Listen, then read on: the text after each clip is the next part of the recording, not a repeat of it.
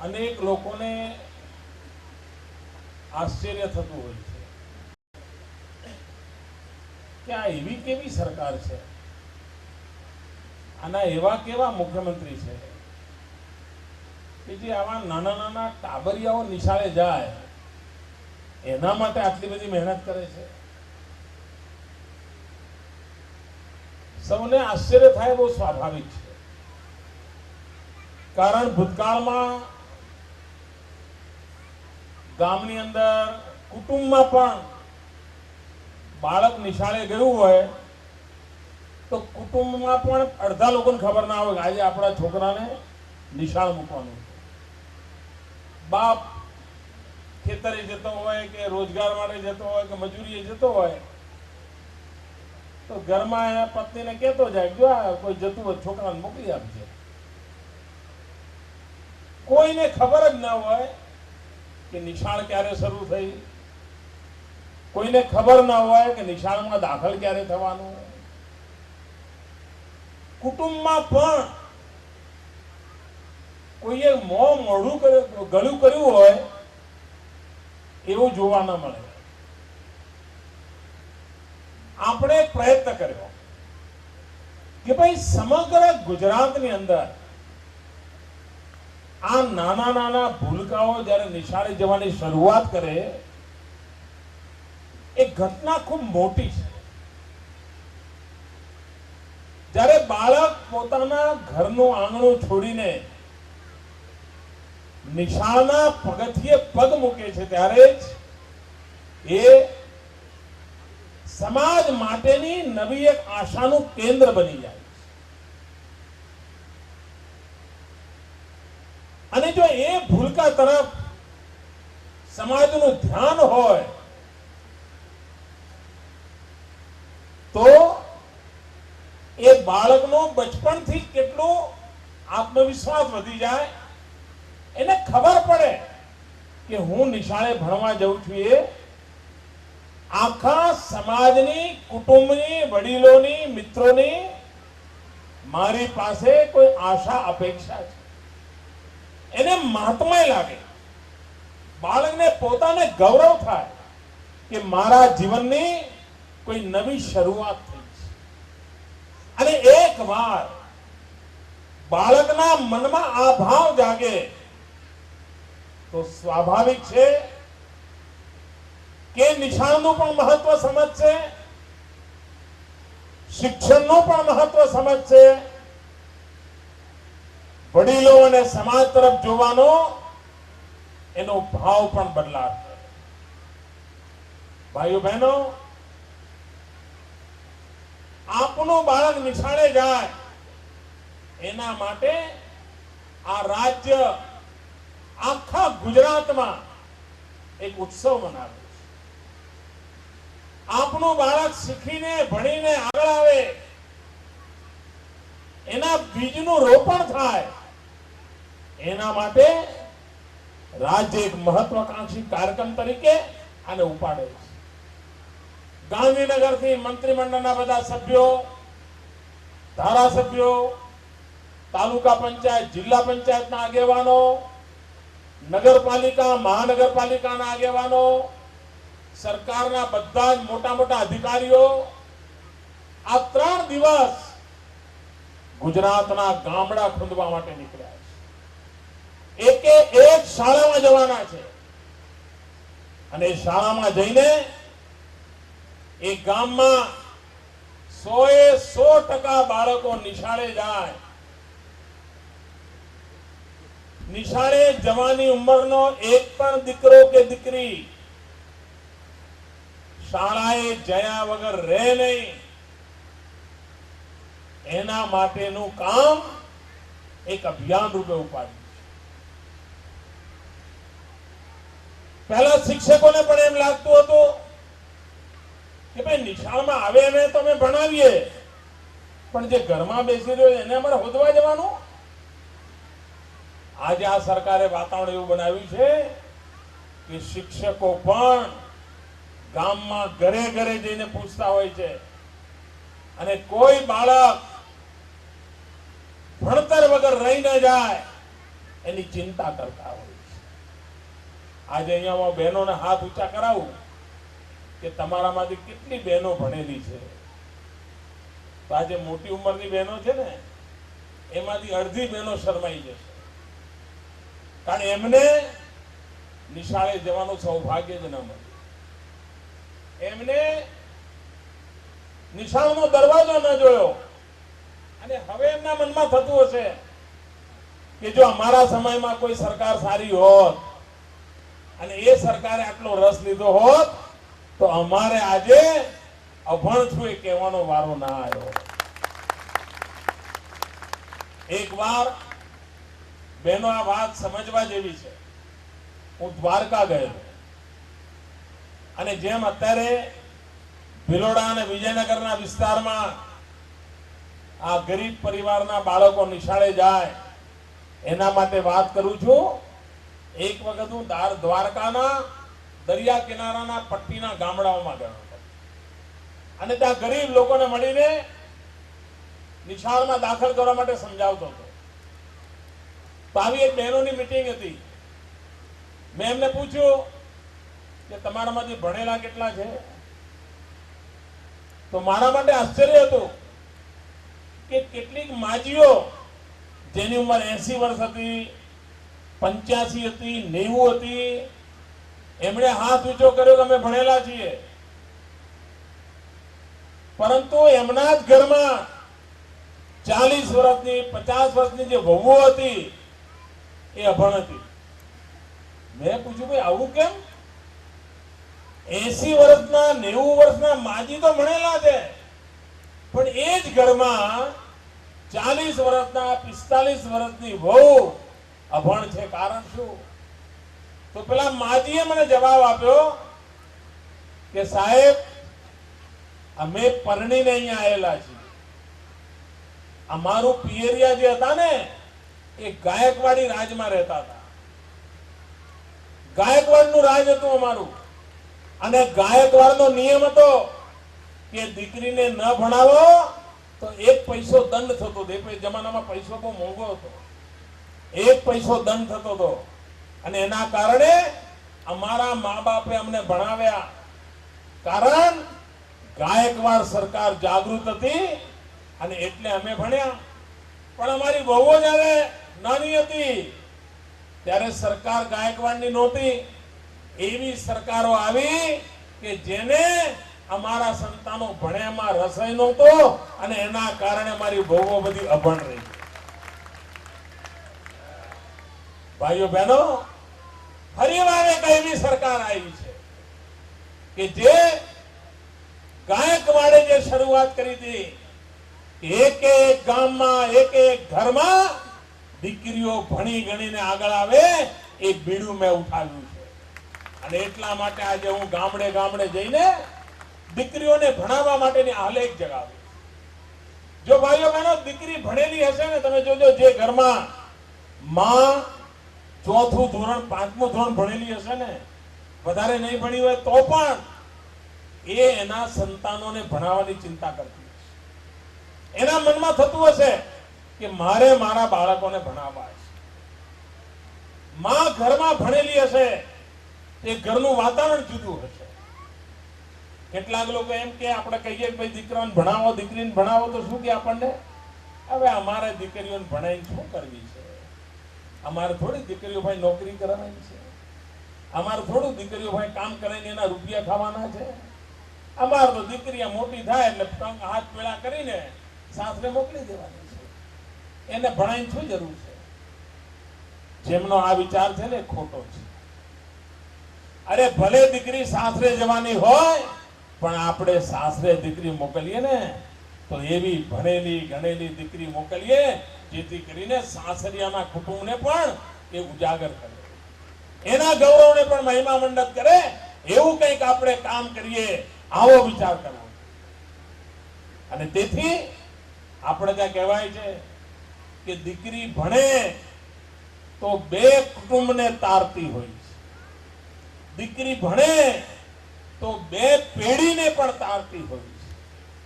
અને તેથી અમારે દીકરીને નોકરી ધંધો નથી કરાવવાનો, અરે નોકરી ધંધા માટે ભણવું જરૂરી નથી હોતું, સારી રીતે જીવવા માટે પણ ભણવું જરૂરી હોય છે.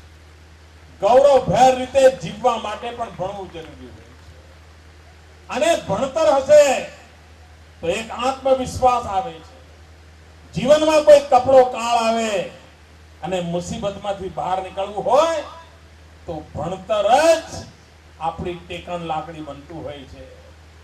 જો ભણતર હશે તો દુનિયાની કોઈ તાકાત આપણી પાસેથી કશું છીનવી શકવાની નથી. રૂપિયા હોય તો ચોરી થાય, દાગીના હોય તો ચોરી થાય, ઘેર ગાડી મોટર ટ્રેક્ટર હોય કોઈ ચોરી જાય, પણ ભણતરને ક્યારેય કોઈ ચોરી નથી શકવાનું. એ તમારી પોતાની મૂડી છે. એ મૂડીને કોઈ લૂંટી નથી શકતો. અને એકવાર જો ભણતરની મૂડી તમારી પાસે હોય ને તો જિંદગીની ગમે તેવી મુસીબતનો કાળ પણ આપણે પાર કરી શકતા હોઈએ છીએ. ભાઈઓ બહેનો, ભૂતકાળની સરકારો એવી હતી કે એમને બાળકો ભણે કે ન ભણે એની બહુ પરોજન નહોતી. એટલે એક ગામમાં 100 જણા ભણવા લાયક હોય તો પણ માંડ 40 કે 50 લોકો નિશાળમાં જતા હોય. એના કારણે ઓરડાની જરૂર ના પડે, એના કારણે શિક્ષકોની જરૂર ન પડે, જે હોય એમાં ચાલી જાય. અમે આવ્યા, અમને થયું કે ભાઈ આ 50 વર્ષ સુધી ગુજરાતને જેમણે બરબાદ કર્યું એ કર્યું, મારે મારા ગુજરાતને બરબાદ નથી થવા દેવું. મારે મારા ગુજરાતના ગામડાને બરબાદ નથી થવા દેવું. મારે મારા ગુજરાતની મા દીકરીઓને આ પ્રકારે અફાણ રહે કે અજ્ઞાન રહે એ પરિસ્થિતિમાં સબળવા નથી દેવી. હું મહેનત કરીશ, ગામડે ગામડે જઈશ, ભીખ માંગીશ, દીકરીઓને ભણવા લઈ આવીશ. અને આ 10 વર્ષથી અભિયાન ઉપાડ્યું. એના કારણે થયું શું? શાળાના ઓરડા ફૂટી ગયા, શિક્ષકો ફૂટી ગયા. આ ભરતી કરવાને કારણે અમારે લગભગ 1,60,000 તો નવા શિક્ષકોને ભરતી કરવી પડી. 1,60,000 શિક્ષકો ભરતી કર્યા એટલે અબજો રૂપિયાના પગાર ચૂકવવાના થયા. આ અબજો રૂપિયા ભલે ચૂકવવા પડ્યા, પણ મારી દીકરીઓના ચહેરા પર જે તેજ આવ્યું છે ને એ રૂપિયા કરતા પણ વધુ મૂલ્યવાન છે. એ આમ 1,60,000 કરતા વધારે શિક્ષકોની ભરતી કરી. અમને થયું કે ભણાવવા હશે તો ઓરડા જોઈ છે. 40 વર્ષમાં જેટલા ઓરડા બન્યા હતા, 40 વર્ષમાં એના કરતા વધારે ઓરડા અમે આ 10 વર્ષમાં બનાવ્યા. જે કામ 40 વર્ષમાં નહોતું થયું એ કામ અમે 10 વર્ષમાં કર્યું. કેમ? મારે બાળકોને ભણાવવા છે. અને હવે થયું કે ભાઈ 7મા સુધી ભણાયા, 8માનું શું? તો નક્કી કર્યું કે ગામડે ગામડે 8મું ધોરણ પણ ચાલુ કરો, જેથી કરીને દીકરીઓ 7મું પૂરું કરીને ભણવાનું છોડી ન દે. ધીરે ધીરે મારે આગળ વધારવું છે અને શિક્ષણ જીવનની અંદર મહત્વનું બની જાય એ સ્થિતિ પેદા કરવી છે. આ વિચાર કરો, શાળામાં જાય બાળક, સરકાર કેટલી ચિંતા કરતી હોય. ગરીબનું બાળક ભણે એના માટે એક કાણી પાઈની ફી નહીં આપવાની, બધું મફતમાં. ગણવેશ સરકાર આપે, ચોપડીઓ સરકાર આપે, નિશાળમાં ભણવા જાવ તો બપોરે ખાવાનું સરકાર આપે. છોકરીઓ ભણવા જાય સાયકલ ચલાવી એવી થાય તો ગરીબની દીકરીઓને ચલાવવા માટે સાયકલ આપે, જેથી કરીને આજુબાજુના ગામમાં એને આગળ ભણવું હોય તો બસની રાહ ન જોવી પડે, સાયકલ પર 3 કિલોમીટર 5 કિલોમીટર જઈને ભણતી થઈ જાય. ભણવા માટે આ સરકાર એટલા બધા રૂપિયા ખર્ચે છે, પણ જો આપણે એનો લાભ ન લઈએ અને આપણે આપણા કુટુંબને તારવા માટે આ યોજનાઓનો ઉપયોગ ન કરીએ તો પછી આપણે પાછળ રહી જઈશું. અને તેથી ભાઈઓ બહેનો, અમે એક સંકલ્પ લઈને ચાલ્યા છે કે અમારે આ રાજ્યની અંદર બધા જ બાળકોને ભણતા કરવા છે. ઘણીવાર બાળકો ભણે તો ખરા, પણ પછી વચ્ચેથી ઉઠી જાય. પહેલા આપણે ત્યાં દીકરીઓ ભણવા જાય, પહેલા બીજા સુધી તો જાય, પણ 3જું ધોરણ આવતા આવતા અડધી દીકરીઓ ઉઠી જતી, નિશાળ છોડી દે. અને સરકારને કઈ પડેલી જ નહીં કે આ બધા બાળકો આવતા બંધ કેમ થઈ ગયા ભાઈ, કોઈ પૂછે જ નહીં. માસ્તર ન પૂછે, ગામના સરપંચ ના પૂછે, કોઈને પડી જ ના હોય, બધું લાલિયાવાડી જ ચાલતી. મેં આઈને તપાસ કરી, આવું કેમ થાય છે? આ દીકરીઓ ભણવાનું છોડી કેમ દે છે? તો તમને જાણીને આશ્ચર્ય થશે કેમ છોડતી હતી ખબર છે દીકરીઓ ભણવાનું? કારણ નિશાળમાં દીકરીઓ માટે જુદા સંડાસ બાથરૂમ નહોતા, એના કારણે બિચારી શરમને મારે ભણવાનું છોડી દીધું. હવે આટલું ભૂતકાળની સરકારોને સૂચ્યું નહીં કે ભાઈ નિશાળમાં છોકરાઓ માટે મૂતરડી હોય તો દીકરીઓ માટે જુદી બનાવી જોઈએ, ના બનાવી જોઈએ. એમને સમજણ ના પડી જાય, ના પડી જાય. મેં આવીને કામ ઉપાડ્યું અને આજે ગુજરાતની બધી શાળાઓમાં 56,000 જેટલી જુદી મૂતરડીઓ દીકરીઓ માટે બનાવી. આવા બધા કામ અધૂરા મૂકીને ગયા છે આ લોકો. બોલો, આવા કામ નથી કર્યા. અને એના કારણે શું થયું? આજે દીકરીઓ નિશાળની અંદર પૂરો સમય રહેવામાં આવી. મુસીબત ક્યાં છે જોવું પડે, શોધવું પડે, એની ચિંતા કરવી પડે, અને તો એ બાળકો ભણતા હોય છે.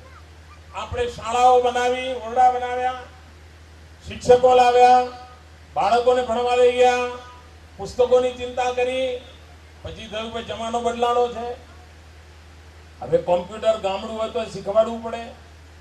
જો બાળકોને કોમ્પ્યુટર નહીં શીખવાડીએ તો આવનારા દિવસોમાં દુનિયાની અંદર કોઈ એને પૂછશે નહીં, લોકો એને અભણ જ ગણે. ગમે તેટલું ભણ્યો હોય તો પણ કોમ્પ્યુટર ના આવડતું હોય તો હવે દુનિયા અભણ જ ગણે. તો આપણે નક્કી કર્યું ગુજરાતની પ્રાથમિક શાળા હોય, ગામડું હોય, એમ છતાં પણ કોમ્પ્યુટર આપ્યા. અને આજે ગામો ગામ અબજો રૂપિયા ખર્ચીને કોમ્પ્યુટરની લાઇબ્રેરીઓ બનાવી. હવે કોમ્પ્યુટર આપ્યા, જ્યોતિગ્રામ યોજના દ્વારા વીજળીના કનેક્શન આપ્યા, અને હવે તો આપણે સેટેલાઇટ દ્વારા દૂર સુદૂર જંગલોમાં પણ ગરીબ માનવીને સારામાં સારું શિક્ષણ મળે એના માટે લોંગ ડિસ્ટન્સ એજ્યુકેશન ટેકનોલોજીનો ઉપયોગ કરીને એને ભણાવવાના છે. વ્યવસ્થા ઊભી કરી, આપણને થયું આ બધું કર્યું, પણ ગુણાત્મક સુધારો આવ્યો છે કે નથી આવ્યો તો જુઓ ભાઈ. શાળાની અંદર બાળકોને જમાડીએ પણ વજન વધે છે કે નહીં? શરીરની અંદર હિમોગ્લોબિન વધે છે કે નહીં? શરીરની અંદર આયન વધે છે કે નહીં? એનું અભિયાન ઉપાડ્યું, મેડિકલ ચેકઅપ કર્યા, એમાં કચાશ હતી એને દૂર કરવાનું ઉપાડ્યું. ગામ લોકોને કહ્યું કે ભાઈ તિથિ ભોજન આપો. તમારા ઘરમાં દીકરાનો જન્મદિવસ હોય, લગ્ન તિથિ હોય, કોઈ દાદા પરદાદાની કોઈ પુણ્યતિથિ હોય, બાળકોને જમાડવાની પરંપરા ઊભી કરો. આજે ગામો ગામ 12 મહિનામાં 80 દિવસ, 90 દિવસ, 100 દિવસ એવા નીકળે છે કે આ શાળાના ભૂલકાઓને ગામના વડીલો જમાડે છે. 12 મહિનામાં 80 થી 100 દિવસ અનેક ગામોમાં ચાલ્યું છે. એના કારણે બાળકોને સરસ મજાનું ખાવાનું મળવા માંડ્યું. અરે અમારા સરકારના અધિકારીઓએ પણ આંગણવાડીઓ, પ્રાથમિક શાળાઓ દત્તક લીધી છે. દત્તક લઈને એમાં પણ સારું ભોજન મળે એની ચિંતા આદરી છે. અને બાળકો શરીરથી સ્વસ્થ બને. પછી આપણે આરોગ્ય પરીક્ષણ ચાલુ કર્યું. દર વર્ષે ગુજરાતની દરેક શાળામાં જઈને ડોક્ટરો આરોગ્ય પરીક્ષણ કરે છે. લગભગ 1 લાખ બાળકો એવા જડ્યા કે જેમને આંખના નંબર હતા પણ બિચારાને ખબર જ નહીં, એના મા બાપને ખબર નહીં. માથું દુખે જેવી ફરિયાદ કરે, બાપા થપ્પડ મારે, તારે વાંચવું નથી એટલે બાનું કાઢે છે. લેસન કરવું પડે એટલે માથું દુખે જેવું કહે છે, પણ ખબર નહીં કે ભાઈ એના આંખે નંબર આવ્યા છે એટલે છોકરાને માથું દુખે. મા બાપને આ ઠોકે, બે લાફા ઠોકી દે. શિક્ષક પણ એવું કરે, કેમ લેસન નથી લાવ્યો? ઠોકો. કોઈ પૂછો તો ખરા ભાઈ બાળકને તકલીફ શું છે? એ નહોતા કરતા. મેં ડોક્ટરને મોકલ્યા, જુઓ તો ખરા ભાઈ. 1 લાખ બાળકો એવા નીકળ્યા જેમને આંખોના નંબર હતા. આ સરકાર એમના આંખોના નંબર કાઢ્યા, ચશ્માએ લાઈન આપી દીધા. આજે બાળકો માથું દુખવાની ફરિયાદ નથી કરતા અને એમને વાંચન લેખનમાં રસ પડવા માંડ્યો. હજારો બાળકો એવા જડ્યા કે જેને હૃદયની બીમારી હતી, કિડનીની બીમારી હતી, કેન્સરની બીમારી હતી, ગંભીર માંદગી. મા બાપ ગરીબ, ખબર શું પડે, અને ભૂલે ચૂકે કઈ થઈ ગયું તો મા બાપ શું કે હશે ભાઈ, ભગવાનને જે ગમ્યું તે ખરું, છોકરો પાછો ગયો, ઈશ્વરને વાલો થઈ ગયો. તો બિચારાને ખબર જ નહીં કે જન્મ્યો ત્યારથી એના હૃદયની અંદર કાણું છે, ખબર જ ના હોય. એની કિડનીમાં જન્મ્યો ત્યારથી ખબર તો કોઈ જોયું જ ના હોય. આ સરકારે ગામડે ગામડે ડોક્ટરો મોકલ્યા, તપાસ કરી, અને એવા એવા કેસ જડ્યા ગરીબના બાળકોના કે જેનું ઓપરેશન કરાવવું હોય ને તો 5 લાખ 10 લાખ 15 લાખ રૂપિયા થાય. કેટલાક તો ઓપરેશન એવા હતા જે અમદાવાદમાં ન થાય, કા મુંબઈ મોકલવા પડે, કા મદ્રાસ મોકલવા પડે, કા બેંગ્લોર મોકલવા પડે. ભાઈઓ બહેનો, આ સરકારે કામ ઉપાડ્યું અને મુખ્યમંત્રીના ફંડમાંથી આ રાજ્યમાં દર વર્ષે હજારો બાળકોના આવા ઓપરેશન કરાવીએ છીએ. અબજો રૂપિયા ખર્ચે, અબજો રૂપિયા. આપણે બધા જ બાળકોનો વીમો ઉતરાયો. આખા દેશમાં ગુજરાત એક જ રાજ્ય એવું છે કે જેણે આ બધા જ બાળકોનો વીમો ઉતરાયો. આ નાના નાના ટાબરિયાઓ આજે હજુ નિશાનમાં દાખલ થયા હતા ને, પણ આ સરકારે એનો વીમો ઉતારી દીધો. એનું વીમાનું પ્રીમિયમ સરકારે ભરી દીધું. આ બાળકને કાંઈ પણ થાય તો એના કુટુંબને વીમો પાસ થઈને મદદ મળે એના માટેની તજવીજ આ સરકારે આખા ગુજરાતમાં કરી દીધી. કેમ? આપણું બાળક ભણે, આપણે વિશ્વાસ હોય કે હા ભાઈ આ વ્યવસ્થાનો લાભ લઈએ, આ કામ આ સરકારે ઉપાડ્યું છે. ભાઈઓ બહેનો, શિક્ષણ માટે સરકાર આટલું બધું કરતી હોય અને હવે તો વિકાસ માટે ક્યાંય અટકવાનું જ નથી. ચારે તરફ વિકાસનું વાતાવરણ બન્યું છે. એની અંદર શિક્ષણનું મહત્વ છે. એ શિક્ષણના મહત્વને પ્રાધાન્ય આપીએ. દીકરીઓ પ્રત્યે ભેદભાવ ન કરીએ. દીકરીઓને જેટલું ભણવું હોય એટલું ભણાવીએ, ભણવા માટે પ્રોત્સાહન આપીએ. અને હું આપને વિશ્વાસ આપું છું, આપના ઘરમાં દીકરો હશે ને એના કરતા દીકરી આગળ નીકળી જશે. લખી રાખજો મારા શબ્દ. દીકરાઓ કરતા દીકરીઓ આગળ નીકળી જશે. ભગવાને એમને ખૂબ તાકાત આપી છે. આપણે એ દીકરીઓને રોકવી ના જોઈએ. એમને વિકાસ કરવા માટે તક આપવી જોઈએ. અને દરેક મા બાપનું કર્તવ્ય છે કે આપણી દીકરીઓને પ્રોત્સાહન આપીએ. ભાઈઓ બહેનો, આ રાજ્ય સરકારની પ્રાથમિકતા છે. દીકરીઓમાં શક્તિ પડી છે. અને આજે તો ગુજરાતમાં કોઈ પણ સ્પર્ધા હોય, મેં જોયું છે દીકરીઓ આગળ આવતી હોય છે. દીકરીઓ બધે નંબર લઈ આવે છે. ઈશ્વરે આ દીકરીઓને શક્તિ આપી છે. અહીંયા મેં છોકરાઓને ઇનામ આપ્યું. જે છોકરાને ઇનામ આપ્યું એને 80% છે, પણ જે બે દીકરીઓને ઇનામ આપ્યું એકને 96% છે અને બીજીને 51% છે. એનો અર્થ દીકરીઓમાં કેટલી ક્ષમતા પડી છે. તો ભાઈઓ બહેનો, આપણા બધા રત્નો છે. આ રત્નોને મળવાનું કામ આપણું છે. અને એ કામ આપણે જેટલું કરીશું એટલું સમાજ દીપી ઉઠવાનો છે. એના માટે કામ કરીશ. ભાઈઓ બહેનો, આ વિસ્તારથી હું ભલી ભાંતિ પરિચિત છું. વર્ષો પહેલા હું આ તમારા પાલ ચિતરિયામાં કૃષિ શાળા ચલાવવા માટે આવતો હતો. એ બધા બેઠા છે મારા સાથી દત્તા. આખા પટ્ટામાં મને યાદ છે, ખુદ વર્ષો પહેલા ભયંકર દુષ્કાળના કારણે આપણી તકલીફ હતી, તો અહીંયા છાસ કેન્દ્રો ચલાવવા માટે આવતો. ભિલોડા, ખેડબ્રહ્મા, વિજયનગર, પાલ ચિતરિયા, આખો પટ્ટો, આ આખા વિસ્તારથી હું ભલી ભાંતિ પરિચિત છું. એના અનેક ગામડા છે જ્યાં હું સ્કૂટર કે સાયકલ પર ફરેલો છું. અને આજે જ્યારે અહીંયા શિક્ષણ વધતું જાય છે જોઉં છું, મનમાં આનંદ આવે છે. જે વિસ્તારમાં મેં 25, 30 વર્ષ પહેલા ખેત કરી છે, એ વિસ્તારની આજે પ્રગતિ જોઉં ત્યારે મારા મનનો આનંદ અનેક ગણો હોય છે. આજે અનેક વર્ષો પછી અહીંના ગામડાઓમાં મને આવવાનો અવસર મળ્યો છે. પાલ ચિતરિયાની મારી જૂની યાદો તાજી કરવાનું મને સૌભાગ્ય મળ્યું છે. જૂના બધા સાથીઓને મળવાનું મળ્યું છે.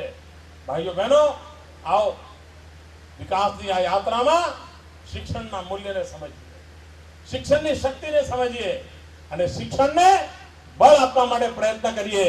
અને આપણું ગામ ગુણોત્સવમાં પણ A ગ્રેડની શાળાવાળું કેમ બને? આપણી શાળા હવે B ગ્રેડમાં ના હોય, આપણી શાળા હવે C ગ્રેડમાં ના હોય, આપણી શાળા હવે D ગ્રેડમાં ના હોય. હવે તો આપણી શાળા પણ A ગ્રેડમાં હોય. ગામની સમિતિ, ગામના સરપંચ, ગામના ભણેલા ગણેલા લોકો, ગામના શિક્ષકો મનમાં સંકલ્પ કરે કે આપણે પાછી પાની નથી કરવી. હમણાં હું દાહોદ જિલ્લામાં ગયો હતો. દાહોદ જિલ્લાની અંદર રિટાયર્ડ શિક્ષકો ભેગા થયા હતા, જેમને રાષ્ટ્રપતિ એવોર્ડ મળ્યા હતા, રાજ્યપાલના એવોર્ડ મળ્યા હતા, એવા શિક્ષકો ભેગા થયા હતા. રિટાયર્ડ મામલતદાર, રિટાયર્ડ કલેક્ટર, રિટાયર્ડ ડીડીઓ એ બધા ભેગા થયા હતા અને બધાએ શાળાઓ દત્તક લીધી છે અને એ લોકો જઈને શાળામાં દર અઠવાડિયે 3 કલાક સમય આપીને ભણાવે છે અને એમણે નક્કી કર્યું છે કે દાહોદ જિલ્લાની બધી જ શાળાઓને A ગ્રેડની બનાવી છે. સરકારમાંથી નિવૃત્ત થયેલા લોકો આ કામ આજે કરી રહ્યા છે અને સ્વૈચ્છિક રીતે કરી રહ્યા છે. એક કાણી પાઈ સરકારને આપવી નથી પડતી, સેવા ભાવથી કરી રહ્યા છે. આપણા સાબરકાંઠામાં તો અનેક ગામ એવા છે કે જ્યાંથી શિક્ષકોનો ફાલ જ ઉતરે છે. ગામના દરેક ઘર એવું જેમાંથી 1-2 શિક્ષકો જ હોય. અરે સાબરકાંઠા હે હા 44,000 શિક્ષકો. બોલો, જેમ તમારું વેરાવળ રસોઈયાઓ આપે એમ સાબરકાંઠા દરેક ગામમાં ઘરોમાંથી શિક્ષકો છે. કચ્છમાં જાઓ ને તોય તમને મહેસાણાના અને સાબરકાંઠાના શિક્ષકો મળે. તમે ધરમપુરના જંગલોમાં જાઓ તોય તમને સાબરકાંઠા અને મહેસાણાના શિક્ષકો મળે. જ્યાં આટલા બધા શિક્ષકોનું નિર્માણ થયું હોય ત્યાં ગુણવત્તાવાળા શિક્ષણ માટે પણ આપણે પ્રયત્ન કરીએ અને સારામાં સારા શિક્ષણની દિશામાં આપણે આગળ વધવું છે. અને એક વાત નક્કી છે ભાઈઓ, પ્રાથમિક શાળાના શિક્ષણનો પાયો જેટલો મજબૂત થશે એટલી જ ઇમારત ભવ્ય બનવાની છે, એટલી જ ઇમારત ભવ્ય બનવાની છે. અને ભૂતકાળના લોકો એવા ખાડા કર્યા છે ને ભાઈ કે મારે તો આ ખાડા પૂરવામાં જ ટાઈમ જાય છે. 10 વર્ષથી આ બધા જૂના ખાડા જ પૂર્યા કરે છે. હવે ઇમારત બનવાની શરૂઆત થઈ છે અને મને વિશ્વાસ છે ભાઈઓ આ ગુજરાત આજે જે છે ને એનાથી ઘણું આગળ લઈ જવું છે, ખૂબ આગળ લઈ જવું. અને એના માટે મને માતાઓ બહેનો તમારા આશીર્વાદ જોઈએ, ગામના વડીલોના આશીર્વાદ જોઈએ અને આ ભૂલકાઓની જિંદગીમાં આપણે રસ લેતા થઈએ એ જ અપેક્ષા સાથે આપ સૌને પણ ખૂબ ખૂબ શુભકામનાઓ.